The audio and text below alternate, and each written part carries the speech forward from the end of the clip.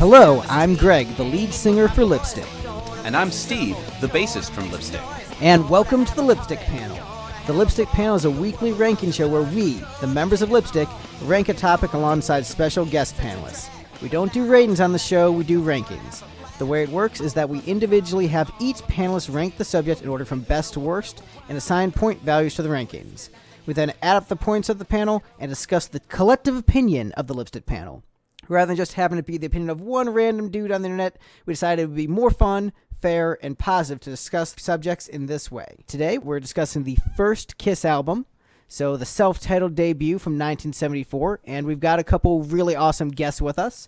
We have the official narrator of Lipstick and a little show called Dragonball Z, the legendary Mr. Kyle Hebert. Oh, thank you so much for thanks a lot, guys. I appreciate you having me on. And we also have one of my favorite musicians in Nashville. This guy is a beast at everything. To, assign him to one instrument doesn't do him justice. He plays guitar, he plays keys, drums, bass, vocals, writes songs. He's playing keys for Vixen right now, and they're doing a new album, but he's just an all-around phenomenal musician and phenomenal nice guy. We have Mr. Tyson Leslie with us. Tyson! Hello. You're so nice. Oh. You're so nice too. I'm really excited about this panel because I like everyone on it so much as people.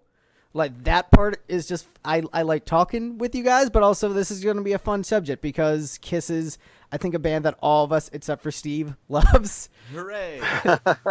Steve is the outlier, but we want to have the differing opinions. So we're talking about the first Kiss album, the debut from 1974. It's got a bunch of Kiss classic concert staples. This is back when the band was young and hungry. Your first artistic achievement, when you're putting yourself out there for the first time, there's some hiccups. It's maybe not necessarily as tight as you want it to be, but there's that raw energy to it. And I think that that creative force is felt very strongly on this album. I want to sort of go around the panel and get everyone's brief history with Kiss. So let's go ahead and start with Kyle. Oh, okay. Excellent. I was introduced by a neighborhood friend back in, let's just put this out there.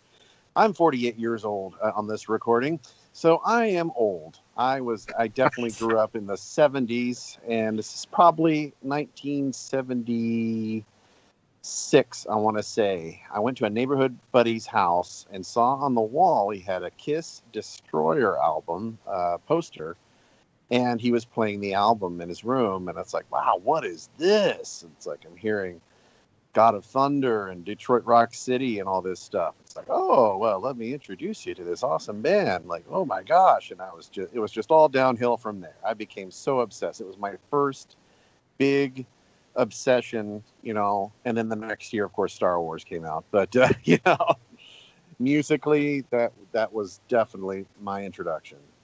And then Kiss Meets the Phantom at the Park came out. It's like, yes, Kiss and Star Wars together. Dude, yeah, I saw that holiday special, and I watched Kiss Meets the Phantom at the Park the night it debuted on NBC. Yes.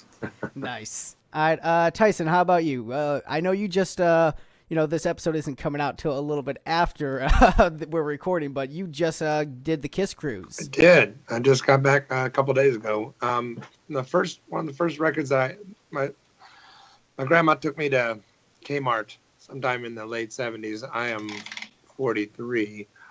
And I purchased a Sesame Street record, a Star Wars soundtrack, and Kiss's Love Gun album. Those were among the first records I ever owned. And I'd never heard them or I didn't know anything about them.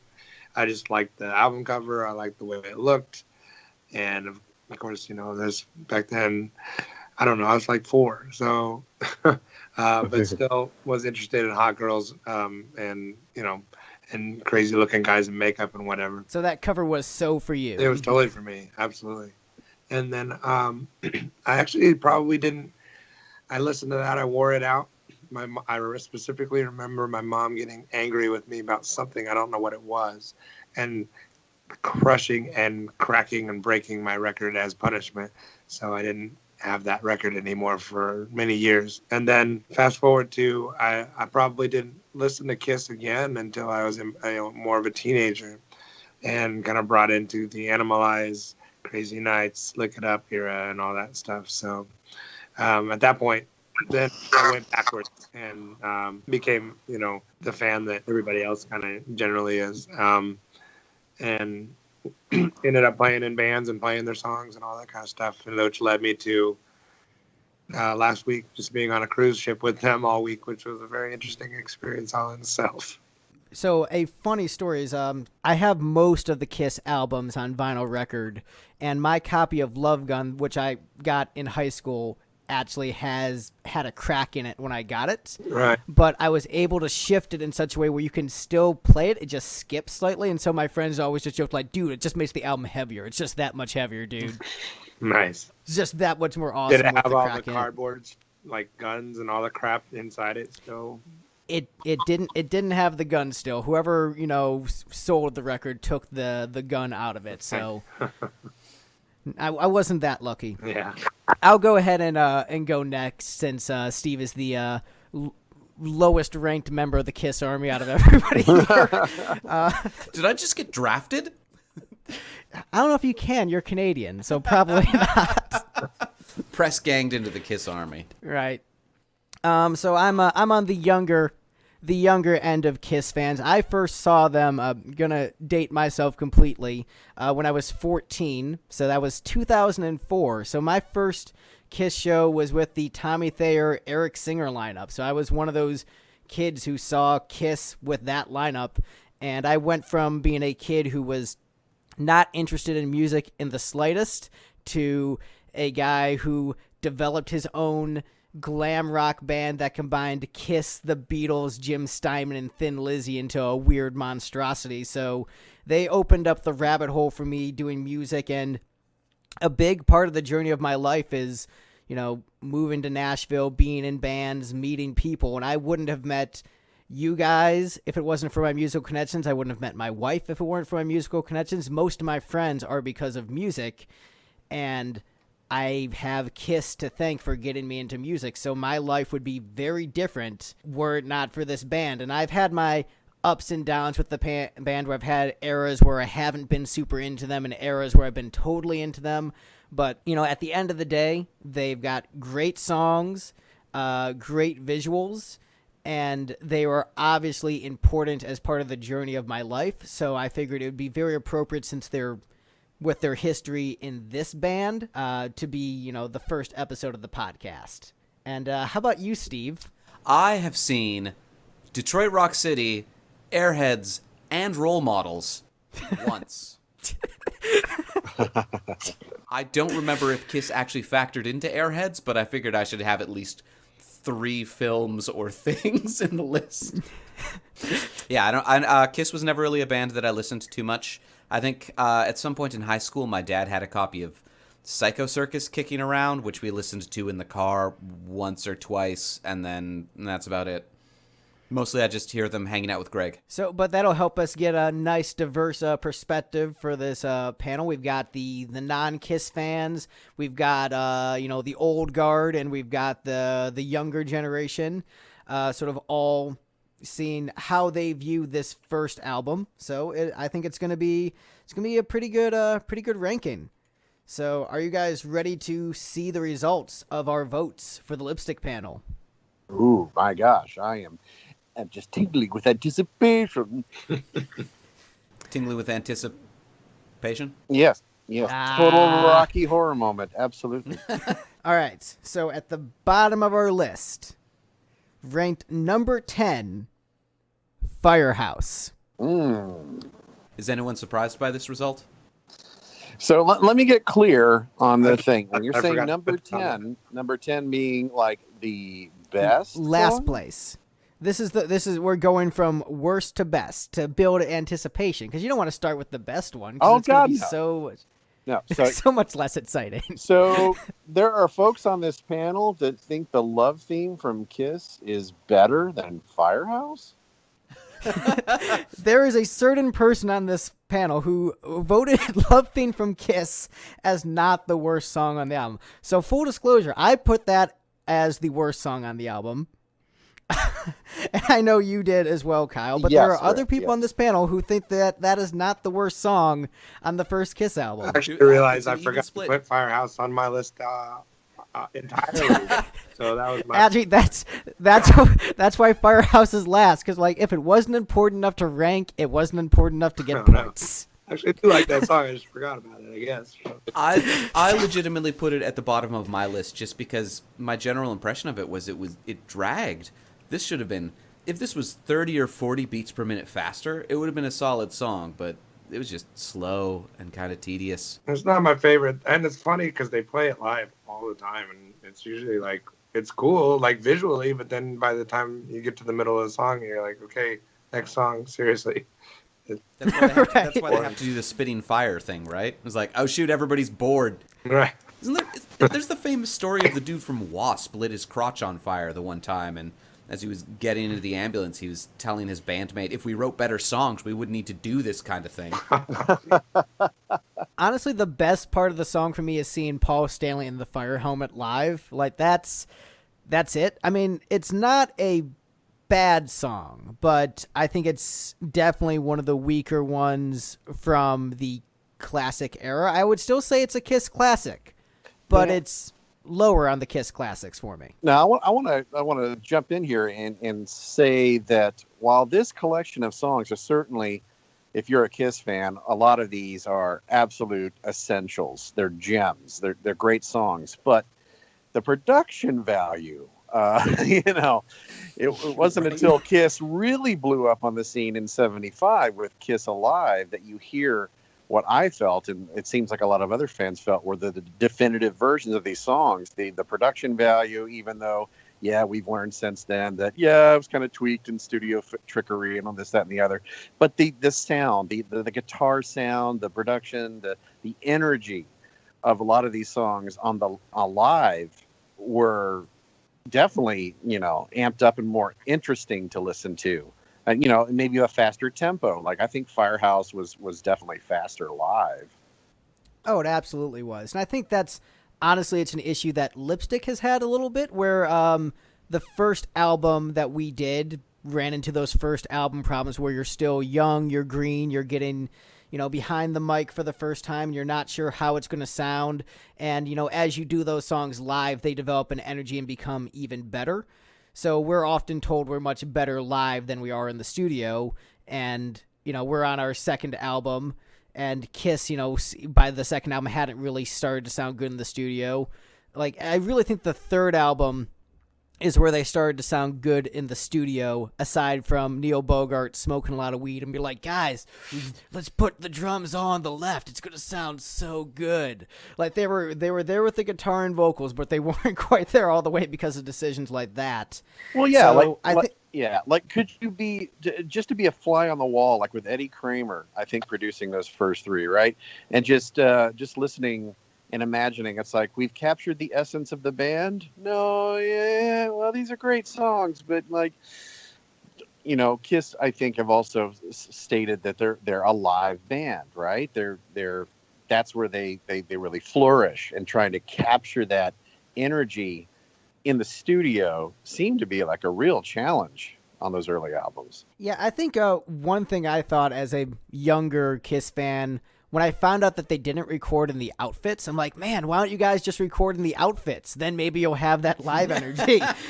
And what I did for a good chunk of the first Lipstick album is I recorded in the Lipstick outfit, because I'm like, man, I'm not going to make the same mistake Kiss did.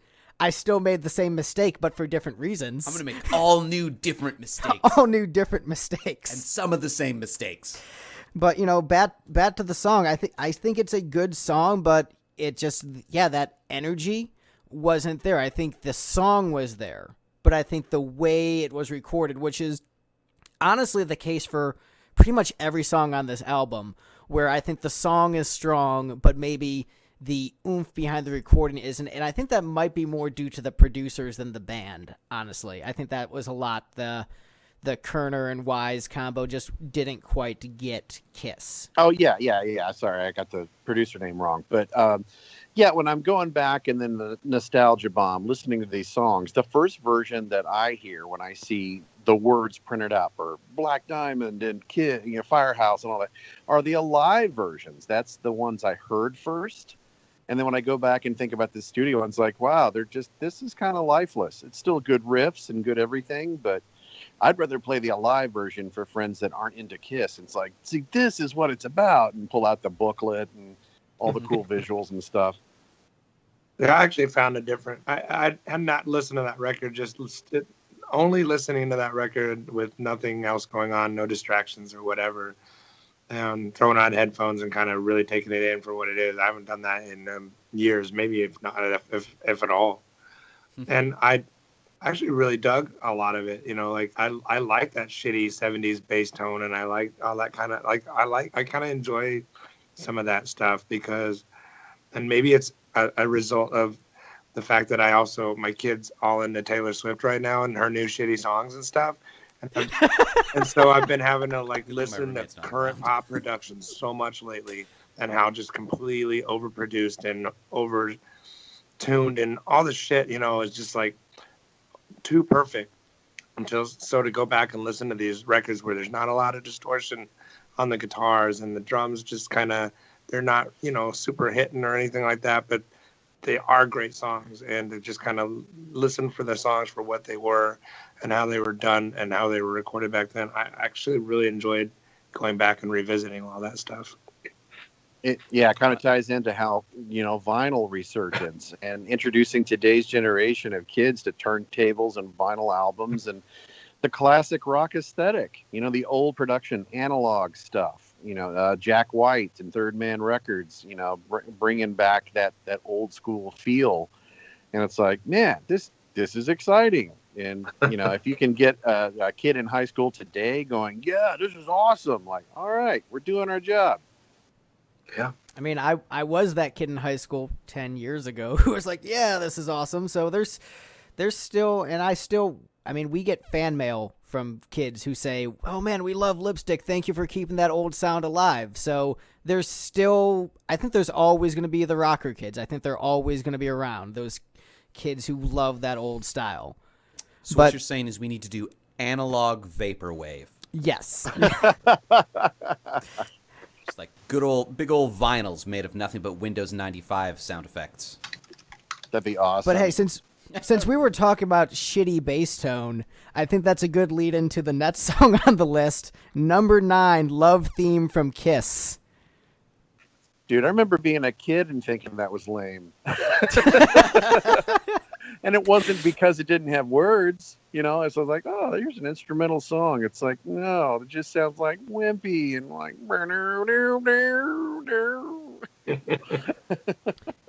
Yeah, it's very odd. It doesn't have most Kiss songs have a really strong energy and excitement to it. And this really felt like they were as bored making it as we were listening to it. I like listening to the Residency guys do that when they did their Kiss thing here in town. There's a band that has a Kiss tribute band here in Nashville, and they play all the deep cut stuff. And they played it last time, and it was badass. But the other thing is, I'm telling you how this is showing my age, but I'm really missing the instrumentals on records too. So I had not heard that song in forever, and I was like, okay. I actually kind of dig how it is silly, but I like it, and it was fun to kind of listen to it again as well. That's why it did not end up at the bottom of my list. And in fairness to the Residency guys, they play Kiss better than Kiss does. But that's because the Residency guys are some of the best musicians on this planet. Phil, Jeremy, all those guys. I mean, Phil played on Lipstick too, and that is probably the best solo on the record. So those guys are just all amazing. It was badass. Our normal live guitarist was really mad when he first had to learn that song. And he was like, not only do I have to play a Phil Schaus solo, you had him do 3 parts. I have to be 3 Phils? I can't do that. I'm not as good as 3 Phil Schauses. So I don't think, does anyone have much more to say about Love Theme from Kiss? I didn't give it that bad of a score. I just thought it was pretty meh. It wasn't a couple of the songs sort of stuck out as kind of bad. They were not nearly what they should have been, and in the context of this record, were bad. This one was just like, okay, whatever. It's a kind of a filler instrumental. Nothing important, but nothing terrible. Yeah, I mean, I guess you could say that. I mean, different bands do it different ways, but I mean, just sitting there jamming and coming up with riffs, it's almost like, well, here's the very first take. Just, had it evolved over a day or so, maybe we come up with something to layer onto it. But as it is, yeah, it's just like there's nothing standoutish about it. It's like, of course, it's to my knowledge never been performed live, right? I mean, at least it's not on any concert album version. I think they might have done it at a Kiss cruise one of the years. I'm pretty sure they have. I think Wikipedia said that they do. It was a staple early on. Oh wow! Yeah, they played it, back in '73. So before they'd really gotten their act together, even enough to put out an album, they would. It was an instrumental jam to fill time for live shows. Of course. Yeah.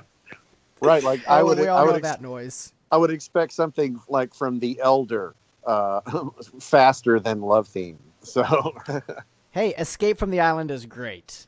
I agree. I got that for Christmas in 1981, I believe, and that was the one I kept playing over and over. All right, so dude, that's actually legit my favorite Kiss album, and we are eventually going through the entire discography. So if you want to come back and nerd out with me on The Elder, we can do that, man. I believe in me. Yeah. Okay. Yeah. Good stuff. Hey, and they just did that, closing out the Kiss cruise. Tyson was there. He Indeed. took pictures. It was right out of Rock and Roll All Night, just right into it. It was pretty badass, actually. I was like, wow. Oh, It was okay. Yeah. seamless medley. Very cool.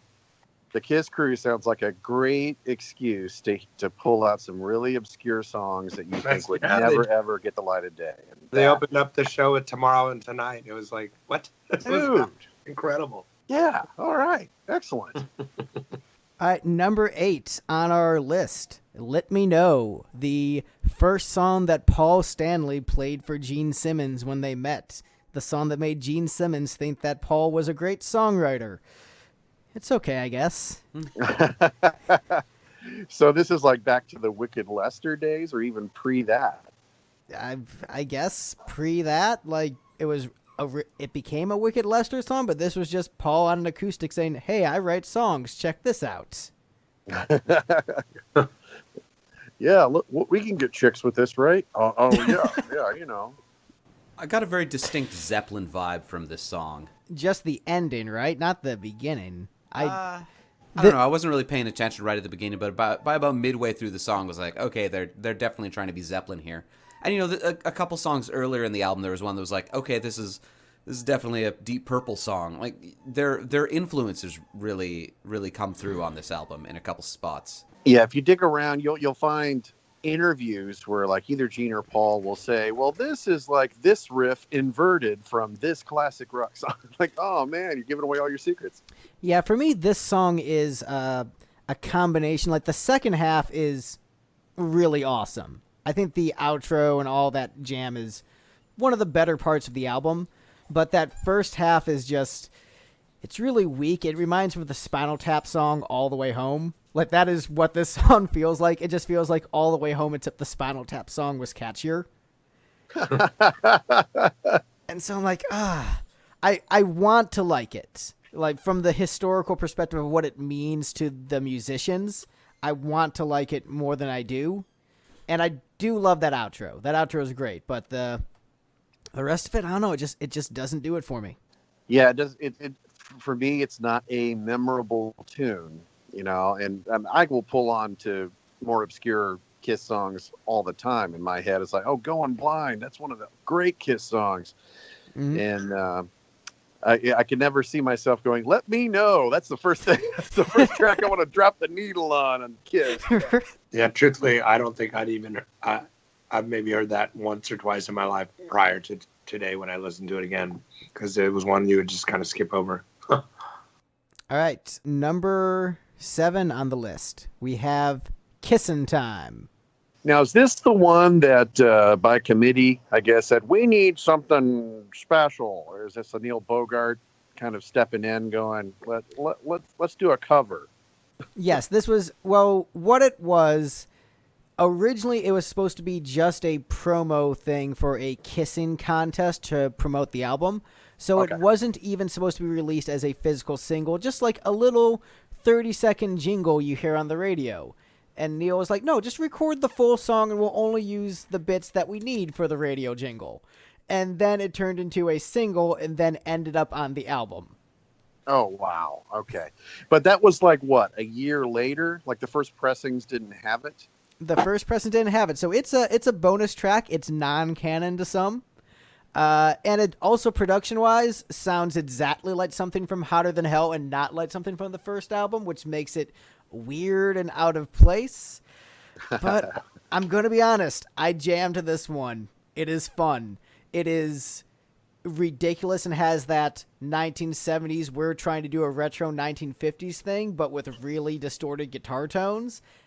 I dig that. I dig when bands like T-Rex did that and Sweet, and I dig when Kiss does it, and I really dig this song. Like, this is the first song that we've gotten to on the album where I can just really jam to and be like, yes, this is my jam, Kissin' Time. Now, is this a cover? It is a cover. It is a cover. Okay, because I was trying to think. I do, out of the covers they've done, they did like a Dave Clark 5 one on the studio cuts of Alive 2, right? And it's like, okay, that one wasn't super great. No. If you're going to compare Kiss cover tunes, I'll say, all right, well, this is better. It's catchier. I guess it's happier. I don't know. I don't know. I think what it adds to the canon is just a really fun retro rock tune. You know, that USA, because every old 50s song has to state that you're in the United States for whatever reason. Just a bunch of locations. Cold War thing, right? Yeah. But it had Paul, Gene, and Peter singing, and so any song where Peter sings automatically gets some bonus points from me because Peter's my dude. Musically, not necessarily personality-wise, but I love the R&B factor he brought to the band, so I really enjoy that dynamic. So hearing him sing on the song really helps elevate it for me. The cheesy 1950s-ness of the song helps elevate it for me. I still ranked it relatively low on my list, but I enjoy it a lot. It's the first song that we've gotten to on the list where I really enjoy the studio version a lot. So this next song should be Steve's favorite on the album because it is about traveling through space and time. Number 6 on our list, 100,000 Years. It takes more than just lyrics about time travel to make me like a song. This one was pretty all right. It was in my top 5, as was Kissing Time. I'll say I put it about midway on my list too, because again, I go back to the Alive versions that are just so much more electric. And of course, it's got Peter's great solo in the middle there. And I had heard that first. So when I go back to this version, and I'm like, this is not nearly as interesting. It just kind of falls apart. But yeah. I'm on the same page on that one. Live version's much better for sure. I mean, live versions, everything's better, really, but for that song in particular, I wasn't into the studio version as much. I think on this album, the only song that isn't better with a live version is potentially Strutter.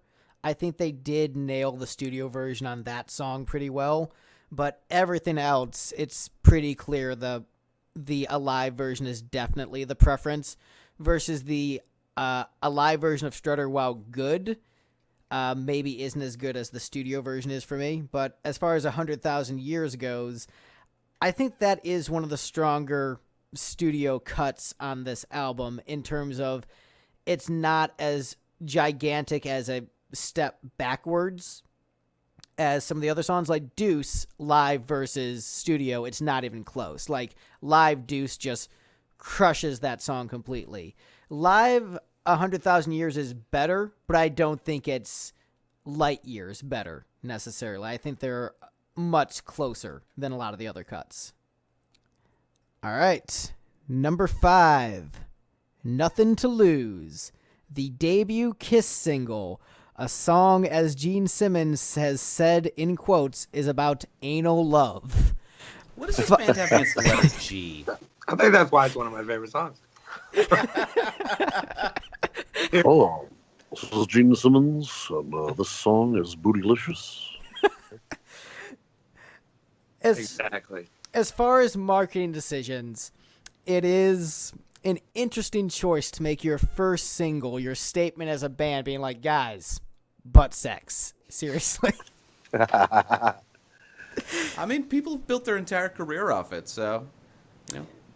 I mean, you could maybe think of it, that was the original plan, is they were like, we're going to be a band that's all about the butt. And then they sort of pivoted right afterwards. They're like, well, it's not gonna stick. We got to cover more topics. It may have been a compromise, since Gene, I think, has gone on record by saying one of the first names for the band was basically the F-bomb. And then they said, well, maybe we can't call them that, or we can't call ourselves that. How about Kiss? You know, like... I'm also a really big fan of the Peter Criss's vocal for some reason. I just really dig the way he sings.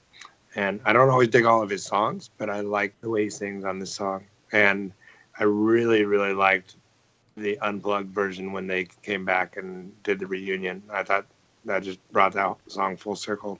Yeah, that was really cool, where you had Eric Singer and Peter Criss trading off lead vocals. That was the most enjoyable version of the song for me, by wide margin. Oh, the unplugged? The unplugged version. Yeah, it's really electric. So many versions of those songs, and that unplugged one is just so iconic for many reasons. But man, it really pops there. So who did the falsetto vocals on this one? Because this was the first one where I really noticed that like their falsetto vocals were a little bit weak. Like the backup singing stuff? Yeah, the high pitched falsetto stuff. Man, that could have been Paul, you know, and or Gene. I mean, I don't know. I'm pretty sure it was Gene. He did most of the falsetto in the early days of the band. Yeah, I know Gene and Peter share lead on that song. So, yeah, I think Peter singing lead on that song is what saves it for me. If it was just a Gene song the whole way through, I think it would rank much lower on the list for me. But because you have that back and forth dynamic, that helps bring it up a few notches. Mm-hmm. And there's piano on that song. Bruce Foster played piano on that song. It's true. Yeah, so it brought a little bit of diversity, a little bit of swing to the album that was much needed. Nice. All right, so we're going to be moving up to number 4, a song ranked very, very low by one of the panelists, but otherwise was around the same place for everyone else, Cold Gin. I found myself disappointed by this one. I knew about the song Cold Gin mostly from the that massive cut of like Paul Stanley banter that somebody put out, where he introduces this line, "Who here likes alcohol?" Like, yeah, like I was really expecting this song to be a lot of fun, but this is another one that they slowed it down a lot for the album recording, and that just sucks all the energy out of it. Yep.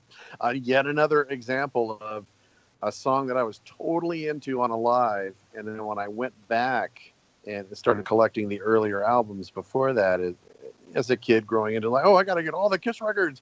Okay, I can't wait to hear Cold Gin. Like, what is this? This is so much slower and much slower. Oddly enough, one of my favorite versions of that song was a cover version by the band Death Angel that they put out in Frolic Through the Park in the early 90s. And that's kind of how I learned that song. Learn how to play it and learn, the lyrics and the whole thing, because the old version was like not very exciting. Well, on Ace's new Origins, his new solo album with, he's got a great version of Cold Gin on there. Yeah, I haven't heard that yet. Where he finally, and he's been doing it for years, of course, on his solo act. But I guess he had originally written that song, but he was a little too shy to sing. So they said, "Here, Gene, Paul, you guys take it." Yeah, it took Ace a few records to sing, and I think it would have been better in the long run if he had started singing earlier on a lot of the tracks that he wrote. Except there's a couple that he gave to Peter that Peter really shined on, like Strange Ways. Like, having Peter sing that was probably better than hearing Ace sing it. But I think if he had sung Cold Gin, it would have made much more sense than the straight edge dude in the band singing Cold Gin. Yeah, it's like, I don't drink, but I'll pretend I do. What? This is the one that I had the most snarky comments written down in my notes. I liked the lyric, it's time to leave, get another quart, round the corner at the liquor store. There's only so many words, Steve. Right. Also, like, the fact that he's just going to the liquor store right now and he's extolling the virtues of cold gin, he's going to have to cool that gin down. They don't refrigerate that stuff. Yeah, he's just going to be disappointed by the time he gets home. Like, it's so warm. Warm gin. It doesn't have nearly as cool a ring to it. No. Who wants some warm gin? Gin. Not me. Are you ready for lukewarm tequila? Room temperature water. Woo! That's a gin and tonics in Hitchhiker's Guide. That was an esoteric reference. Very esoteric. Yeah. It's okay. The Kiss fan, Vixen fan, Dragon Ball Z fan who also likes Hitchhiker's Guide is totally going to be pumped about that reference, dude. It's like, I came here for the dude from Vixen, but then they dropped a Hitchhiker's Guide reference from the books. What the? All right. We're moving into the top 3. And I legitimately think that these are the best 3 songs in the album, so I'm very happy with the finality of these 3. Okay. We've got Black Diamond as next on the list at number 3. Yeah. Oh, yeah. Once again, I think we all agree, live version crushes it. My personal favorite live version is actually from the Psycho Circus tour, which is very, very specific, but Paul Stanley's extended single electric guitar intro was really, really awesome. And that was definitely the best version of the song I've heard, and I really wish that had a proper recording because it sounded so good, and all I've got are crappy live bootlegs of that, but it sounded so good.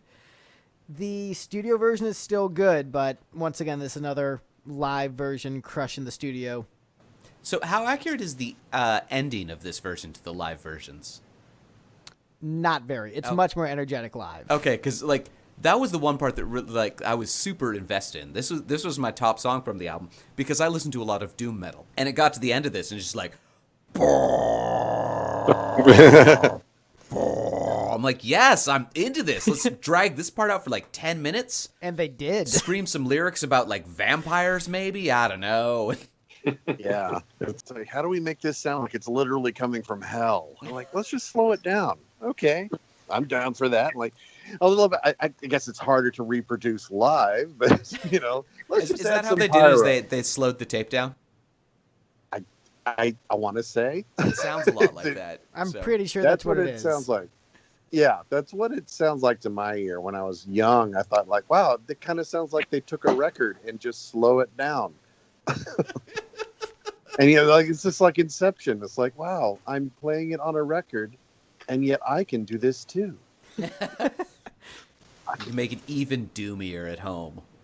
Yeah, it's like, or flick it and like make it on 45 instead of 33 1/3, like, or 78. Wow, let's make it really Chipmunk City.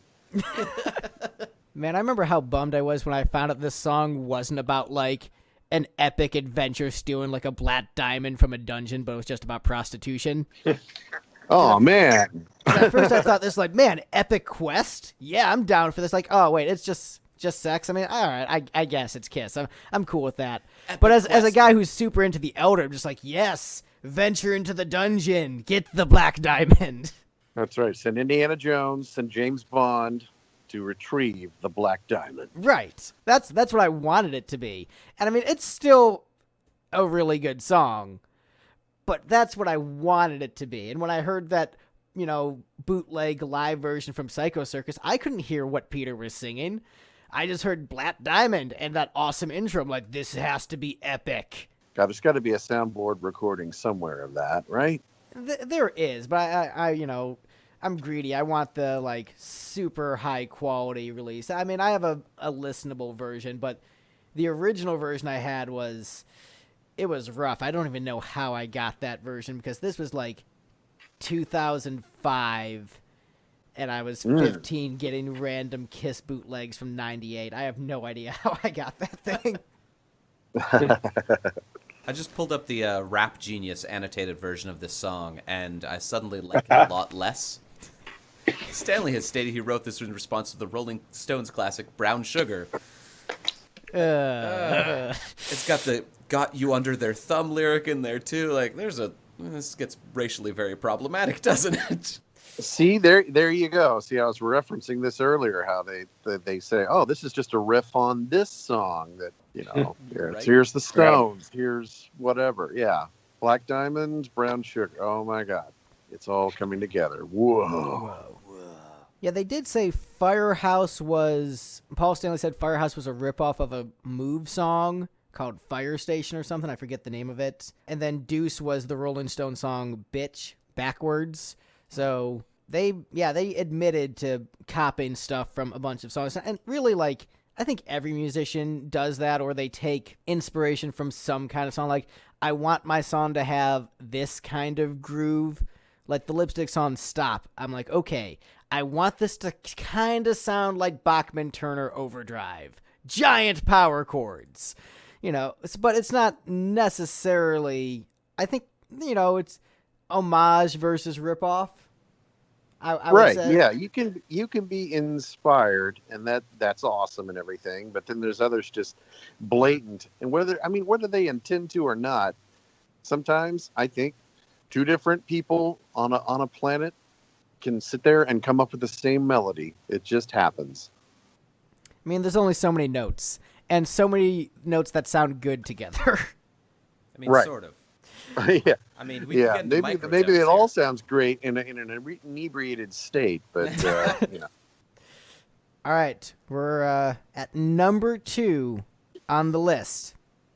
So we actually have a tie between the top two, but this one got the lowest ranking of the two. So the numbers added up the same, but someone ranked this one much lower than the number 1 spot. So that's why I put this at number 2, just based upon those numbers. Also, it's more appropriate name-wise. Yeah. So Deuce is the number 2 song from Lipstick. I mean, from Kiss. Sorry, the man is such a ripoff.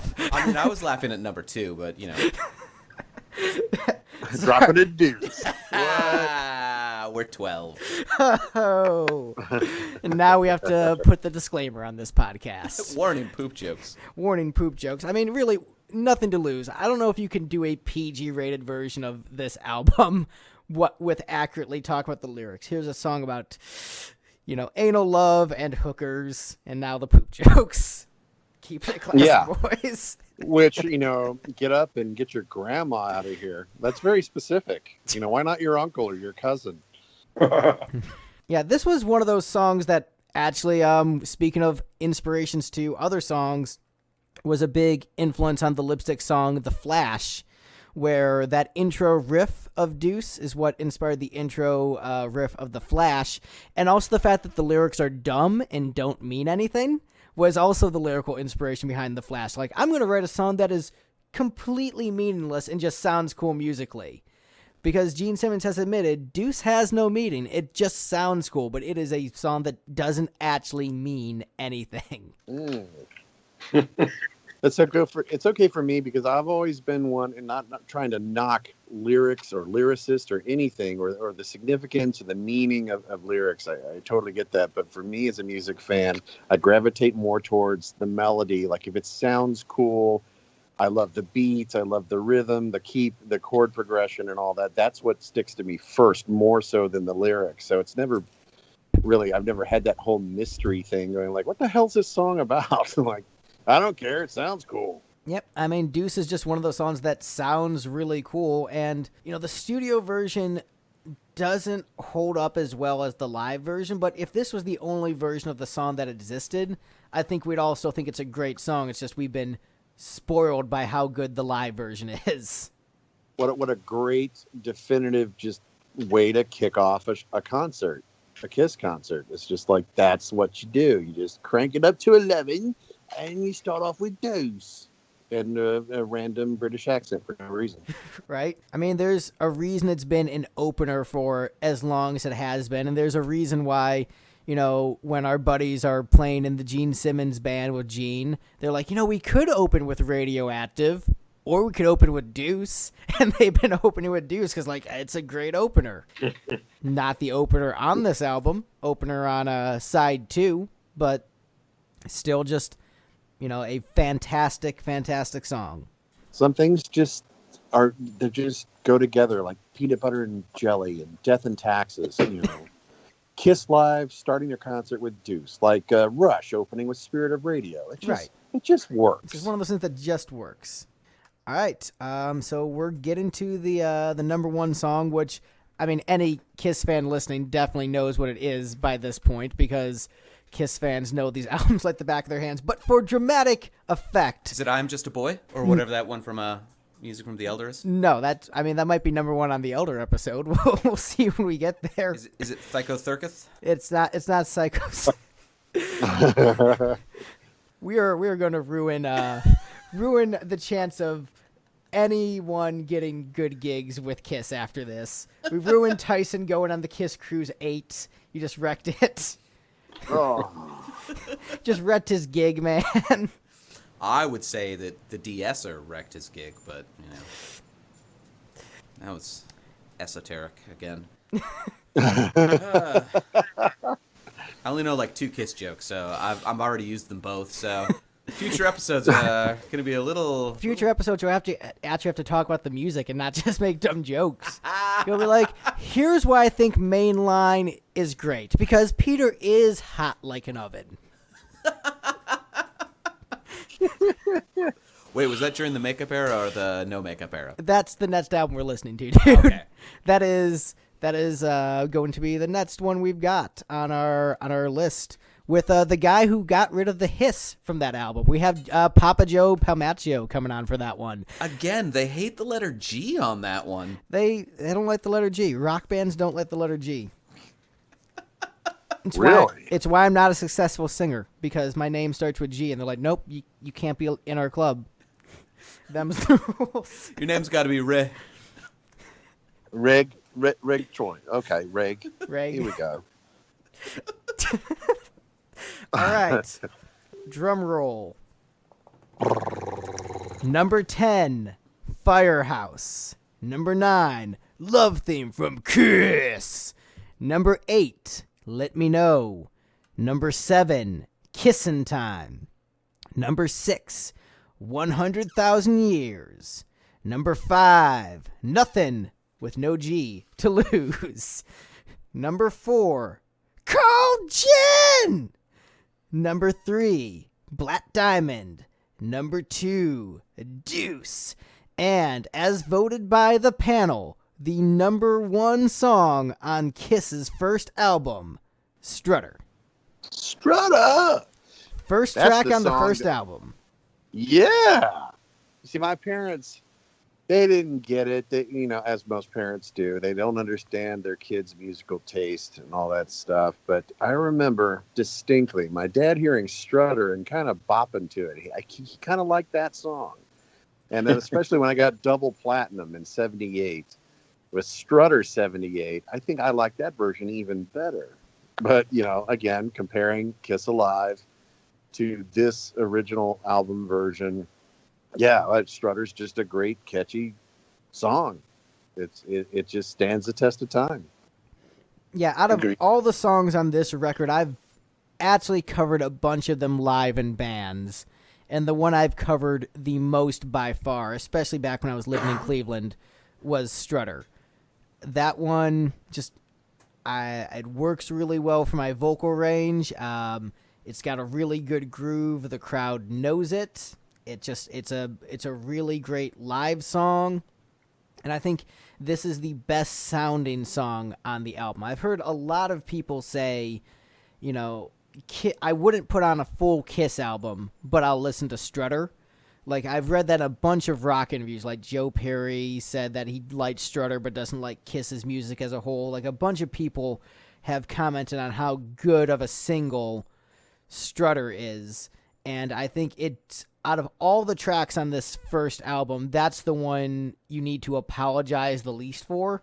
Where you can say, oh, Deuce is a great song, but the production's not great. Or, 100,000 Years is really, like, it's much better live. You can put on Strutter for someone, and it just sounds good without any excuses. And so we've got our non-Kiss fan on the panel here. What do we have for thoughts on Strutter? I'm really curious. I mean, I thought this one was pretty all right. It was a decent, energetic recording. This was the first one, so I was a little bit taken aback by like how bad some of the tone was, but I was sort of taking it with a grain of salt already at the point, realizing that it was recorded in the 70s. It's not like people had figured out those like huge awesome guitar tones that they got later. They're still, the production has advanced a lot in the last 40 years. So I can't really hold it to those standards. So, I was like, well, this is pretty all right. It wasn't bad. It was in my top 3. And how about you, Tyson? That song's always been great to me. On the cruise, the band Extreme was on the cruise as well. And when they did that Kiss My Ass Kiss tribute record that had like Garth Brooks and all these different bands covering Kiss songs, Extreme's version of Strutter was my favorite because of how they redesigned the chorus and made it, kind of interesting. But at the same time, you can't beat the original. The original is pretty awesome. And I agree with pretty much everything everybody else was saying. So. Yeah, as far as that Kiss My Ass album goes, I think as far as highlights from it, definitely the Deuce with Lenny Kravitz and Stevie Wonder. That's one of my favorites on that one. And, as far as other songs from the first album, the Yoshiki orchestral arrangement of Black Diamond is worth the price of admission alone on that album. Like, that is enough reason to buy the CD. I wasn't super into the Extreme cover.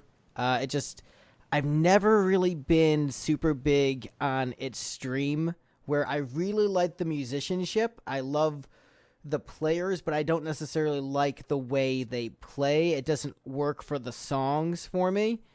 Like, it feels like overplaying, where it could be simplified a little bit more to make the song more accessible, but I definitely recognize the talent and think they're good. And that's not to say I dislike every Extreme song, but for the most part, I never gravitated towards them. I think mainly just the bass lines threw me off, but they're one of those bands that are on my list to revisit at a different time in my life to see if I get it. So definitely respect them. Yeah, like tribute albums, they seem to have they sound better on paper than they do in execution. You know what I mean? It's like, this is a great concept. Let's re-energize. Let's do our own interpretation of this song and get this band to do it and all that stuff. So it's almost like the track listing sounds more interesting and more appealing than the final version, at least in my opinion, of the Kiss My Ass album. I liked it overall. Like, I liked the Garth Brooks thing. I liked the Lenny Kravitz thing. The Calling Dr. Love cover was weird and awesome, and that I love trolling people with that song when they're thinking they're gonna get, this is gonna be a conventional Kiss cover, and my friends are always disappointed. So that one's a fun troll cover, so I enjoy that one.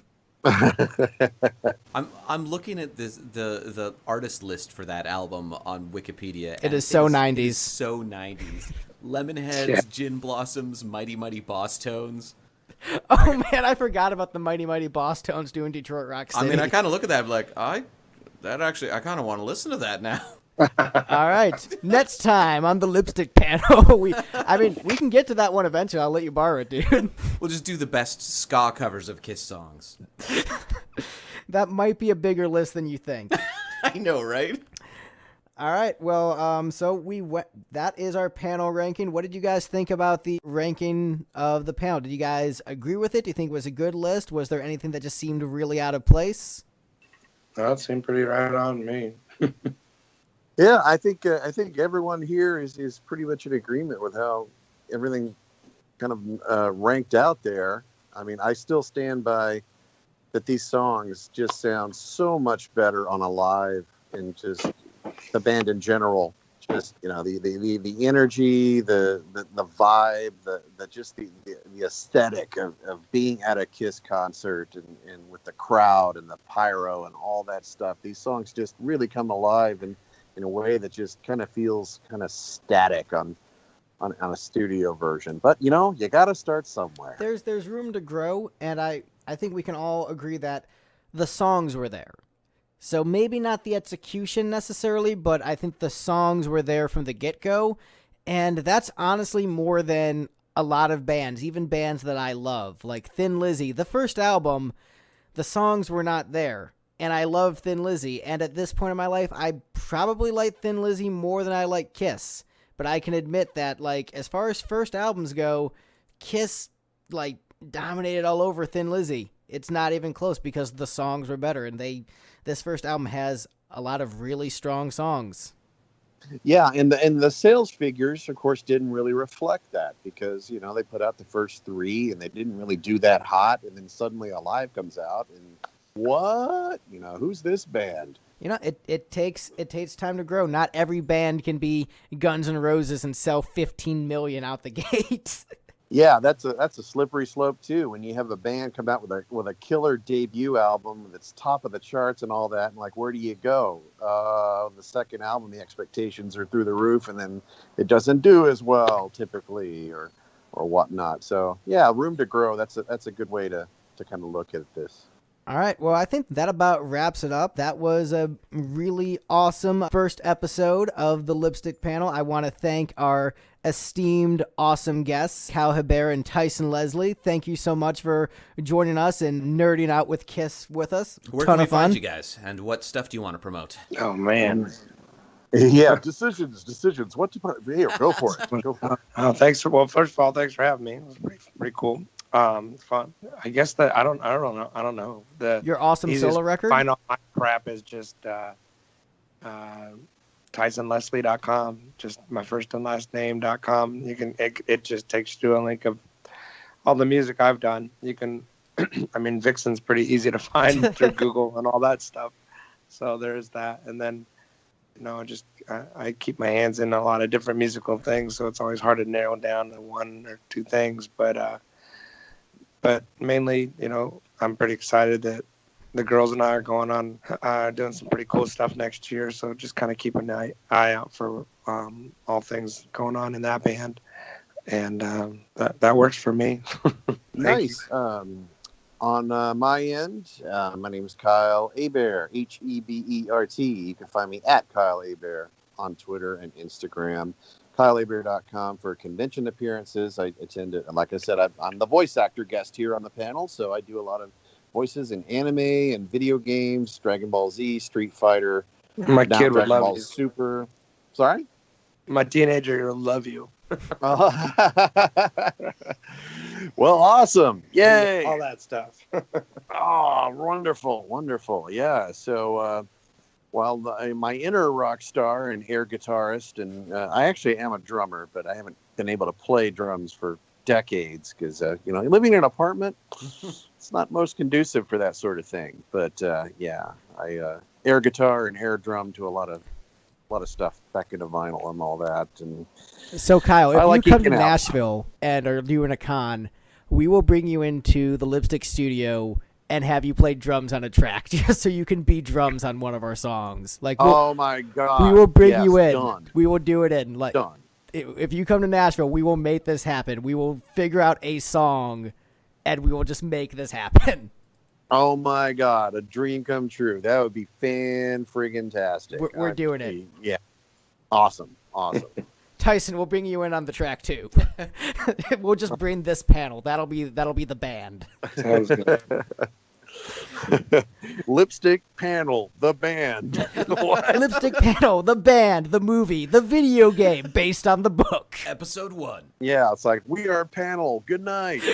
Thank you, Cleveland. Oh, we just played Cleveland. Yeah. Oh, nice. All right. I'm sorry, I didn't mean to cut you off during your plugs, but I had to invite you. So we can find you on KyleHebert.com, on Twitter, Yes. all that fun stuff. All that fun stuff for convention updates and General geekery, geeking out about pop culture, and I'll take pictures and do live streams and all that fun stuff, and a lot of fan interaction and whatnot. So thank you very much for letting me be a part of this podcast, especially as a lifelong Kiss fan. Thank you so much for joining us. Like, I'm super excited to have both of you on. I'm a big fan of both of your works and also a big fan of both of you as people. So this is, for me, a real treat and honor. And obviously, I love my best pal, Steve, BFFs.